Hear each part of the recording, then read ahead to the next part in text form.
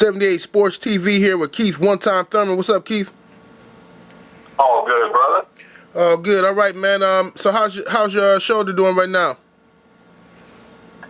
It's doing better, man. I just gotta. It's like a car, man. I just gotta keep maintenance on it. You know what I'm saying? Just gotta keep watching it. Keep doing the recommended therapy. You know, as an athlete, I need to do a lot of stretching. Period. You know. Unlike other sports where they do warm-ups and they stretch as a team, you know, it's up to the individual athlete as a fighter to do all that's needed in the regimen, and stretching is something that's highly needed in my regimen, and so I'm sticking to it every day. Helping this recovery happen. Okay, that's what's up. You know, also, have you been given a list of opponents yet, or do you have any idea of some names that you might be fighting? I haven't gotten a list. I haven't heard anything about opponents yet. I don't know anything about my location either. I just got a phone call, you know, November 15th, you know, they're putting a car together. I'm not exactly sure where. I just know when, and I'm getting ready right now to be to the gym real soon. Okay, Jesus Soto Carras, another guy that you flattened, he got an opportunity versus Devon. It's now one of the excuses that I hear from a lot of fans is that, well, Keith is not getting these opportunities because Keith doesn't bring any money to the table and his fan base isn't big enough yet. And so if that's the case, then how is Jesus Soto Carras getting shots at guys in the top 10? Well, what it is, again, is that they don't want to fight a fighter like me and make. See, this is the money scenario. The money is bullshit. We all make good money. You know what I'm saying?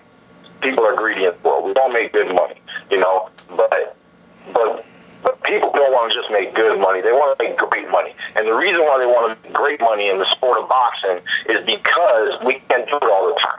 We're not going to do this forever. We're not going to retire when we're 60 years old. You know what I'm saying? We're going to be retiring a lot sooner than that. So people in the sport, they want a little bit of security.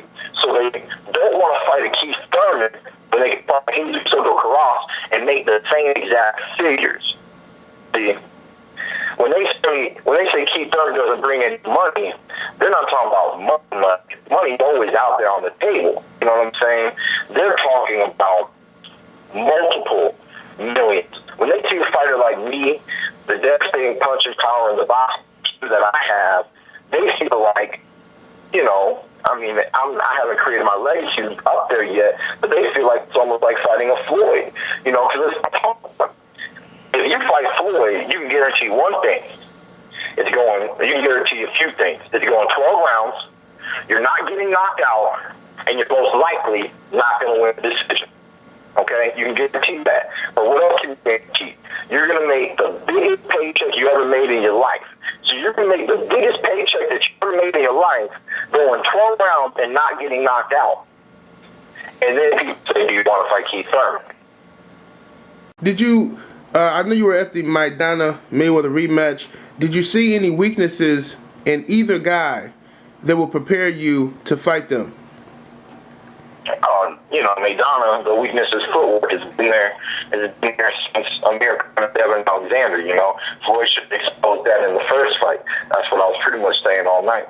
But besides that, with Floyd, you know, you just got to have an intelligent fighter in there with Floyd. You can't have a one-dimensional fighter. You know what I'm saying?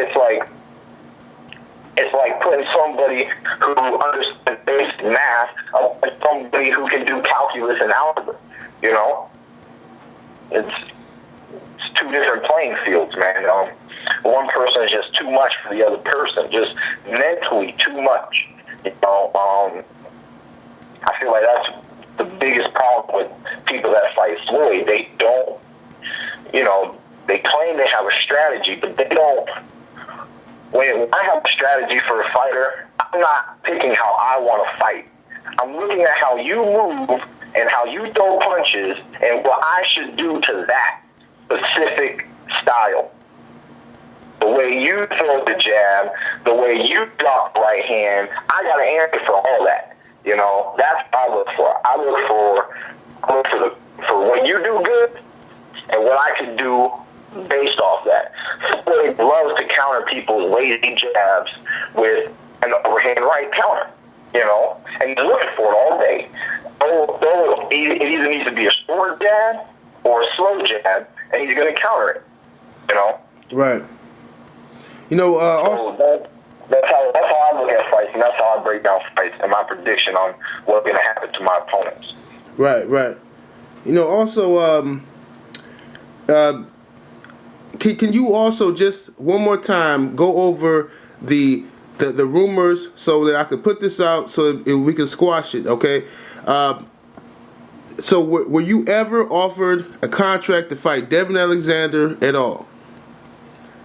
Never offered a contract to fight. Asked Al Heyman personally, or Team Heyman, not Al Heyman, but I asked Team Heyman personally if that fight could happen. I never heard a response. So, you know, I asked about the fight, trying to make the fight happen. Neither would I back down from a Devon Alexander fight. That'd be a great fight for me and for the fans. Absolutely. I would personally enjoy the fight. That's what I like about that fight. Indeed, indeed. Any last words you want to send out there to all of your fans all over the world? Because I see it's growing big, man. It's growing. I saw when you were at the Mayweather Maidana fight that people were running up to you. Everybody knew who you were. So, you got any words to your fans? Thanks for all your love, Zone 6 and Rilo. Thanks for all your love and support back in Team One time. You know, I'm a young gun coming up.